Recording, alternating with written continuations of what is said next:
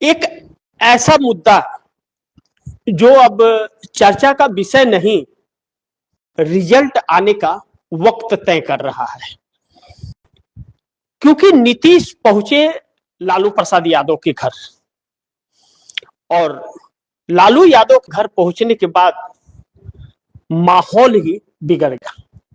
Bharatiya Janata party पूरी तरह से बौखला गई। अब मोदी का खेल तो 100% खत्म की बात कही जा रही है। आप यह समझ सकते हैं कि खेल खत्म हो गया, क्योंकि अब जो तथ्य और सबूत देश के सामने आ रहे हैं और कांग्रेस जिस तरह से अब खुलासे आज के प्रेस कॉन्फ्रेंस में की है पवन खेड़ा ने, वह भारतीय जनता पार्टी को बेचैन अब करेगा। और प्रधानमंत्री नरेंद्र मोदी इजराइल पहुंच गए। अब ऐसे में कई सारे अहम सवाल उठ खड़े हुए हैं जो भारतीय जनता पार्टी सरकार को अब बेचैन करने लगा है। हम अगर आज के पवन खेड़ा के उस प्रेस कॉन्फ्रेंस पर गौर करें कि आज दो चीजें बड़ी अहम हुई। पहला कि इजराइल के लिए टेकअप लेने से पहले नरेंद्र मोदी को अमेरिका ने 126% टैक्स टैरिफ भारत पर लगा दिया, 126%। और दूसरा, पवन खेड़ा ने आज खुलासा कर दिया विद सबूत, जो अमेरिका के जांच एजेंसी और सुप्रीम कोर्ट ने उसे एथोराइज किया है और उसी ने रिलीज किया है, एंथेटिक कर दिया कि अनिल अंबानी नरेंद्र मोदी के लिए काम कर रहे थे एप्स्टीन से मिलकर के और हरदीप सिंह पुरी। नरेंद्र मोदी की हर योजनाओं का कब कहां जा रहे हैं, कब कहां क्या करेंगे, कब कहां कपड़ा बदलेंगे, कब कहां मीटिंग करेंगे, सब कुछ खुलासा कर दिया विथ प्रूफ। और नीतीश कुमार का लालू प्रसाद यादव के घर जाना इस बात को पुख्ता करता है कि मोदी का 100% अब खेल खत्म होने वाला है। और दूसरा, नीतीश नायडू मिलकर जो खेल बिगाड़ देंगे, मैं कह रहा हूं, नीतीश कुमार लालू प्रसाद यादव के घर गए तो कहां से गए? पैदल ही गए।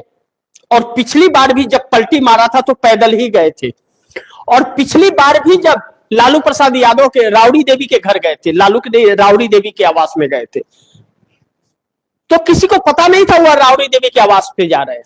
और इस बार भी नहीं, इस बार तो घर के अंदर के दरवाजे से ही निकल करके सीधा चले गए। बात अब बड़ी दूर तक चली गई है।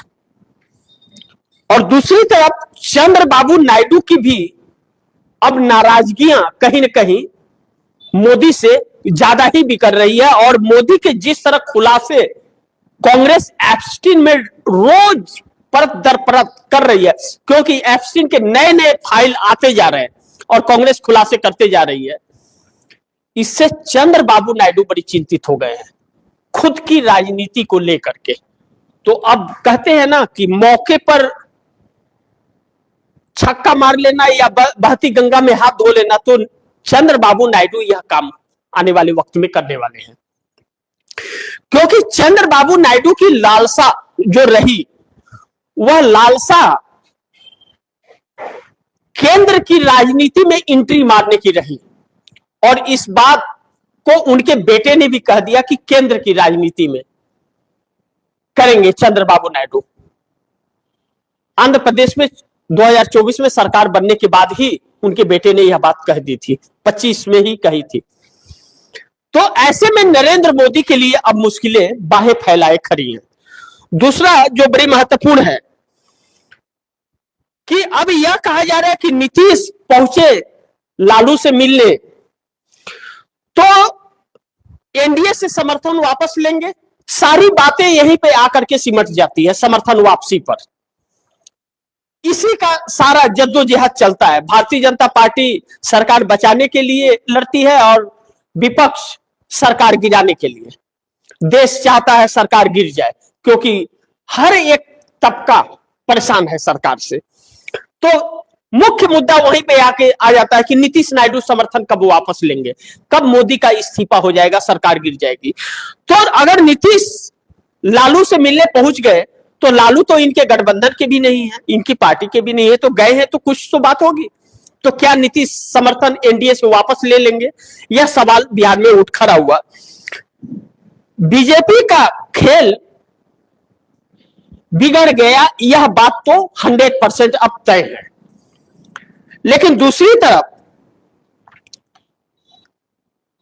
बड़ी महत्वपूर्ण बिंदु यह है कि नीतीश नायडू मिलकर के जो मोदी को मुश्किल में अब डालने वाले हैं, कुछ अंश आप दर्शक समझ लीजिए। पहला रीजन इसका यह हो रहा है कि आज जिस तरह कांग्रेस ने खुलासे किए हैं एप्स्टीन फाइल का, अब मोदी या भारतीय जनता पार्टी इन बातों को नकार नहीं पाएगी कि सरकार उसमें लिप्त नहीं है। और आज नरेंद्र मोदी इजराइल जो पहुंचे, वह भी उसी का एक हिस्सा माना जा रहा है कि इस माहौल में जो अमेरिका और ईरान के बीच जंग है, रसिया और चाइना ईरान के साथ है, सबसे बड़ा समुद्री बेड़ा ईरान के नजदीक उतार रखा है अमेरिका। फाइटर जेट आज मंडरा रहे हैं। ऐसे में नरेंद्र मोदी इजराइल गए, रूट बदलकर। कारण क्या है?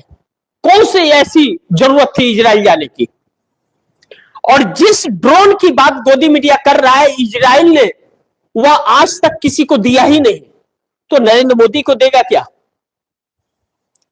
जो अपने, और दूसरी तरफ कहा जा रहा है कि संसद में भाषण देना, वहां विपक्ष इनका मोदी का बाइकआउट कर रहा है, मोदी के विरोध में है। अपने संसद में भाषण ही नहीं दिए, भाग गए और इजराइल भाषण देने जा रहे हैं। गजब के भाषण भीड़ है भाई। दूसरा जो महत्वपूर्ण बिंदु है, जो आप दर्शकों को समझना जरूरी है कि आज और क्या घटनाएं घटी। यूथ कांग्रेस के कार्यकर्ताओं को जो दिल्ली पुलिस ने गिरफ्तार किया था, आज कोर्ट ने जम के फटकार लगाई दिल्ली पुलिस को। कहा कि नौटंकीबाजी बंद कर दो भैया, आप एफआईआर नहीं दोगे, ऐसे कैसे होगा? आप एफआईआर नहीं दोगे तो सामने वाला जमानत के लिए अर्जी कैसे लगाएगा या उस केस को लड़ेगा कैसे?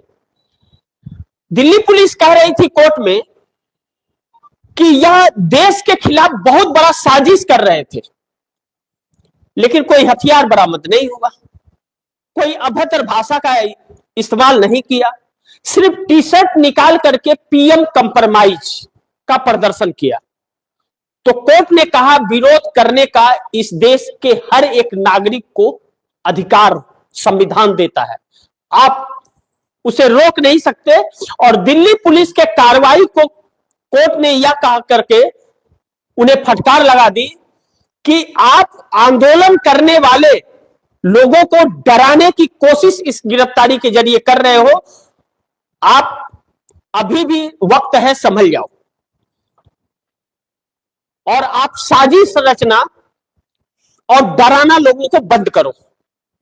फटकार लगा दिया और मोदी के प्लान पर पानी फेर दिया। और दूसरा कि मोदी फंसते जा रहे हैं और एनडीए गठबंधन जो है वह बिखरता जा रहा है। इसका असर एक ही दिन पूरी तरह से न घर के न घाट के कहीं के नहीं रहेंगे मोदी, जिस दिन बिखरा। और कहते हैं ना, पाप का घड़ा जब फूटता है, भर जाता है तो फूटता है, और फूटता है तो बहुत महकता है। अब फूटने की कगार पर पहुंच गया है, महकना चालू हो गया है। जब क्योंकि उसका जब सीरन आएगा, मटके में भर रहा है और उसका अब इतना भर रहा है कि वो पानी और महक बाहर निकलना शुरू हो गया, तो वह महक जो है इस बात की गवाही दे रहा है कि फटने वाला है।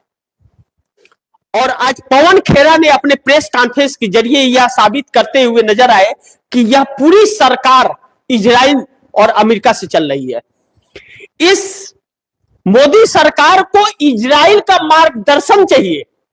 उसके मार्गदर्शन पर यह ट्रंप को खुश करने के लिए व्हाइट हाउस में अमेरिका अलग अलग योजनाएं हमारे देश में लागू कर रहे थे।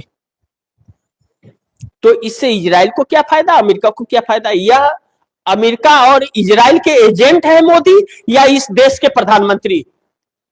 क्या इजराइल और अमेरिका के एजेंट को हमारे देश की 140 करोड़ जनसंख्या में 99 करोड़ जो वोटर है वह चुन रहे थे? इजराइल और अमेरिका के एजेंट को?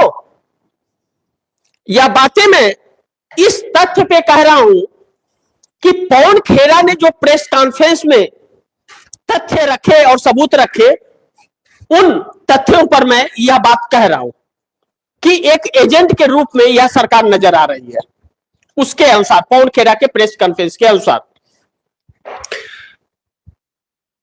अब ऐसे में नीतीश जब लालू प्रसाद यादव के घर पहुंच जाते हैं और तो सवाल उठता है कि एनडीए से समर्थन वापस लेंगे, तो बीजेपी का खेल सारा बिगड़ जाता है।